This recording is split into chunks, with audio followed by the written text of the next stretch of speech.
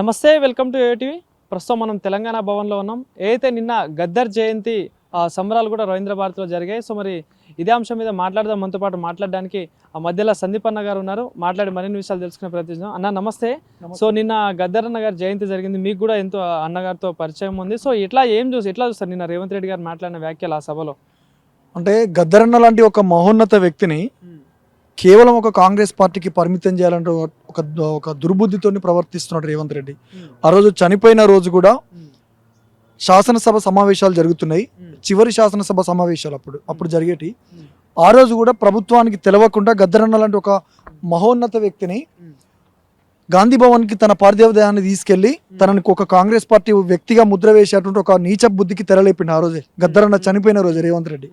కాబట్టి మొదటి నుంచి కూడా గద్దర్ అన్నని వాడుకుంటూ వాళ్ళు ఓట్లు తీసుకోవాలనుకున్న ఒక దుర్బుద్ధితో ఉన్నాడు తప్పితే నిజంగా గద్దర్ అన్న మీద ప్రేమతో కానీ గద్దర్ అన్న ఆశయాలను కానీ గద్దర్ అన్నతో నడిచినటువంటి వ్యక్తి కానీ మొదటి నుండి తన జీవిత కాలంలో తన జీవితం అంతా కాంగ్రెస్ మీదనే కొట్లాడిండు. ఒకవైపు ఇందిరాగాంధీ నిర్బంధానికి కావచ్చు, తర్వాత రాజీవ్ గాంధీ కావచ్చు, తర్వాత సోనియా గాంధీ కావచ్చు, శాంతి చర్చల పేరుతోటి అనేక మందిని పొట్టన పెట్టుకున్నది కూడా కాంగ్రెస్ పార్టీ. ఆ రోజు శాంతి చర్చల ప్రతినిధిగా ఉన్నాడు గద్దర్ అన్న. వీళ్ళందరినీ కంప్లీట్ గా సైడ్ చేసి ఆ రోజు అనేక మందిని మావోయిస్ట్ పార్టీని ఈ రోజు తెలంగాణలో కావచ్చు భారతదేశంలో లేకుండా చేసినట్టు ఒక నీచ బుద్ధికి తెరలేపింది ఆ రోజు కాంగ్రెస్ పార్టీ. కాబట్టి ఇట్లాంటి కాంగ్రెస్ పార్టీ జెండా కప్పుకొని గద్దర్ అన్న గురించి ఏం మాట్లాడినా కూడా అది నిజానికి మేము మాలాంటి కళాకారులుగా ప్రజా ఉద్యమకారులుగా మేమందరం చాలా సిగ్గుతో తలదించుకుంటున్నాం. ఇప్పటికైనా నిజంగానే గద్దర్ అన్న కుటుంబం మీద గనక ప్రేమ ఉంటే, నేను ఇప్పటికి చాలా రోజులు నేను చెప్తున్నా, గతంలో కూడా చెప్పిన, అదే కంటోన్మెంట్లో గద్దర్ అన్న కూతురు వెన్నెలక్క ఓడిపోయింది. ఉప ఎన్నిక వచ్చిన తర్వాత నిజంగా గద్దర్ అన్న కుటుంబం మీద ప్రేమ ఉంటే అక్కడ వెన్నెలక్కని బట్టి గెలిపియచ్చు. నువ్వు అక్కడ అవకాశం ఇవ్వలే, లేదు నువ్వు ఎమ్మెల్సీ ఇవ్వచ్చు, లేదు నువ్వు రాజ్యసభ ఇవ్వచ్చు, వాళ్ళ కొడుకు కానీ లేకపోతే వెన్నెలక్క కానీ ఇవ్వచ్చు. నువ్వు ఏది ఇవ్వకుండా గద్దర్ అన్న మీద మొసలి కన్నీరు గారుస్తూ నువ్వు ఓట్ల కోసము మళ్ళీ ఇక్కడ ఇంకో రెండు ఉన్నాయి.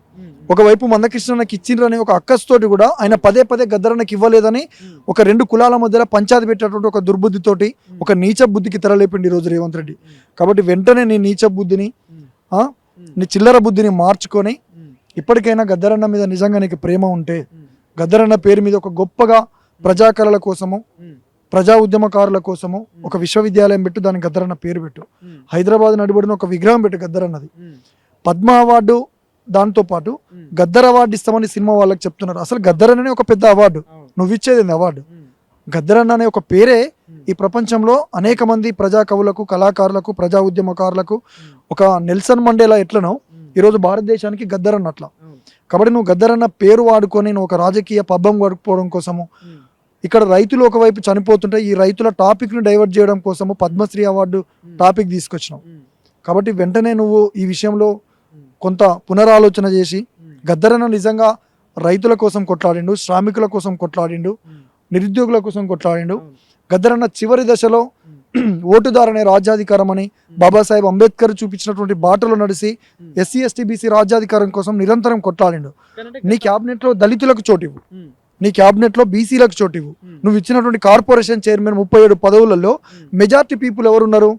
రెడ్లు, వెలమలు ఉన్నారు. వీళ్ళకి కాకుండా గద్దర్ అన్న ఎస్సీ ఎస్టీ బీసీల కోసం కొట్లాడండి కదా, వాళ్ళకి అవకాశం ఇవ్వు.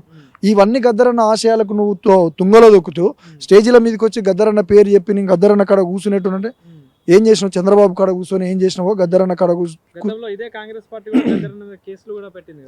అసలు కాల్పులు జరిపిందే కాంగ్రెస్ పార్టీ. గద్దర్ అన్న మీద కాల్పులు జరిపిందే నీ శిష్యుడు, నీ గురువు అయినటువంటి చంద్రబాబు. కాబట్టి ఇప్పటికైనా గద్దర్ అన్న మీద ఈ మొసలి కన్నీరు, ఈ దొంగ ప్రేమలు బంద్ చేసుకొని గద్దర్ అన్న ఏ ఆశయం కోసం అయితే కొట్లాడిండో, గద్దర్ అన్న ఏ ప్రజల కోసం అయితే చివరి వరకు తన పాటతోటి ప్రజా ఉద్యమాలలో ఉన్నాడో వాటి కోసం పనిచేయి.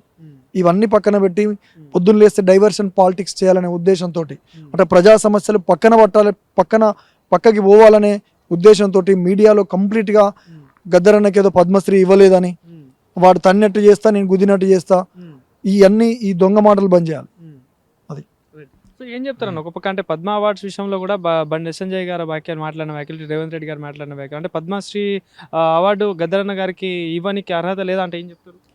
అంటే గద్దర్ అన్నకు అర్హత లేదని అంటే గద్దర్ అవార్డే గద్దర్ అన్నకు భారతరత్న కూడా సరిపోదు నా దృష్టిలో. అంటే ప్రపంచ ఉద్యమాలనే ప్రభావితం చేసినటువంటి వ్యక్తి గద్దర్ అన్న. కాబట్టి నీకు పద్మశ్రీ కానీ పద్మ విభూషణ్ కానీ పద్మభూషణ్ కానీ ఇవి చాలా తక్కువనే నా దృష్టిలో. కాబట్టి అసలు గద్దరన్న ఎన్నడూ కూడా అవార్డు కోరుకోలేదు. అంటే ప్రజల సంక్షేమం కోరుకున్నాడు, అట్టడుగు వర్గాలలో ఉన్నటువంటి ప్రజలు పైకి రావాలని కోరుకున్నాడు. కానీ ఈ అవార్డులు కావాలి, నాకు రివార్డులు కావాలి, పాలకుల చేత ప్రశంసలు ఎన్నడూ కోరుకోలేదు గద్దరన్న. కాబట్టి ఈ బండి సంజయ్ వ్యాఖ్యలు అనేది కూడా వాస్తవానికి బండి సంజయ్ని పెద్దగా పట్టించుకోవాల్సిన పని లేదు. ఆయన పొద్దున్న లేస్తే మోడీ జపము కంప్లీట్ మతోన్మాద పార్టీలో ఉన్నటువంటి వ్యక్తి బండి సంజయ్. కాబట్టి బండి సంజయ్ ఎప్పటికీ నచ్చడు. ఒక బండి సంజయ్ కాదు, పైన ఉన్నటువంటి మోడీకి కావచ్చు. వాస్తవానికి మోడీ గద్దరన్న చనిపోయినప్పుడు చాలా గొప్పగా రాసిండు, ఒక లెటర్ రాసిండు, గద్దరన్న త్యాగాన్ని కీర్తిస్తావు. కాబట్టి బండి సంజయ్కి కొద్దిగా తెలివి తక్కువతనంతో ఆ తంబాకు తిని ఆ దిమాగ్ పని చేసో పని చేయకనో మాట్లాడిండు. కానీ నువ్వు తిరిగినా అని చెప్తున్నావు కదా గద్దరన్నతోటి, నువ్వేం మాట్లాడుతున్నావు? పొద్దున్న లేస్తే పద్మశ్రీ పద్మశ్రీ, ఎవని పద్మశ్రీ రా నాయన? గద్దరన్న ఎప్పుడు అవార్డులు కోరుకోలేదు, ప్రజల కోసం ఉన్నాడు. సినిమాలలో ఆయన రాసినటువంటి సామాజిక పాటలకు నంది అవార్డు ఇస్తా అంటే కూడా దాన్ని తిరస్కరించిండు. కాబట్టి ఇవన్నీ పక్కన పెట్టి గద్దరన్న ఏ ఆశయం కోసం అయితే పనిచేసిండో ఆ ఆశయాల కోసం ముందుకెళ్ళాలి రేవంత్ రెడ్డి. లేకపోతే గద్దరన్న ఓరి కాంగ్రెస్ ఓడు నీ కపట నీతి తెలిసిపోయాని మళ్ళీ అదే పాటతోటి మేమందరం ప్రజలలోకి వెళ్ళి నీ నీచ బుద్ధిని ఎండగడతాం. సో పాట రూపంలో గద్దరన్న గురించి చెప్పాలంటే ఏం చెప్తారన్న మీకు? అంటే మీరు కూడా అనేక పాటలు పాడారు, గద్దరన్న స్ఫూర్తిగా మీరు కూడా అనేక ప్రోగ్రాంలు చేశారు. సో ఏం చెప్తారు అసలు? గద్దరన్న చాలా గొప్ప మహోన్నత శిఖరం. గద్దరన్ననే ఒక తెలంగాణ ఉద్యమానికి, తెలంగాణ పాటకు, తెలంగాణ మాటకు ఒక బ్రాండ్ అంబాసిడర్. కాబట్టి ఈరోజు రైతులు అనుభవిస్తున్నటువంటి పరిస్థితిని నిజంగా గద్దరన్నే కనుకుంటే కర్ర పట్టుకొని రేవంత్ రెడ్డి ఇంటికి పోయేటాడు ఇప్పుడున్న జూబ్లీ హిల్స్ ప్యాలెస్లోకి. ఖచ్చితంగా నువ్వు ఏం చెప్పినావు ప్రజలల్లా, నువ్వు ఏం చేస్తున్నావు, ఒకసారి ప్రజాక్షేత్రంలోకి ఎల్లురాబాయ్, నన్ను ముంగడ పెట్టుకున్నావు. నువ్వు జోడో యాత్రను వస్తే రాహుల్ గాంధీతో తిప్పినావు, అటు బట్టి విక్రమార్క యాత్రలో వాడు నన్ను తిప్పుకున్నాడు. మీరు ఎక్కడ వాడాలో నన్ను అక్కడ వాడిరు. కానీ క్షేత్రస్థాయిలో ప్రజలు పడుతున్న ఇబ్బంది ఉందని వాస్తవానికి గద్దరన్న బతికుంటే 6 నెలలనే ఆయన ఆలోచన విధానం మారేది. కాంగ్రెసు పాలన ప్రజలను దోచే పాలన, ఏడాది పాలన ప్రజలను ముంచే పాలన, ఇది దోపిడి పాలన కాంగ్రెస్ స్కీముల పాలన, ఇది దోపిడి పాలన కాంగ్రెస్ స్కాముల పాలన, ఇది దొంగల పాలన ప్రజలను ముంచే పాలన, కాంగ్రెసు పాలన ప్రజలను దోచే పాలన, ఏడాది పాలన ప్రజలను ముంచే పాలన. అరే అధికారం లేనప్పుడు అడ్డమైన హామీలు, అధికారం వచ్చినాక అడ్డమైన కూతలాయే.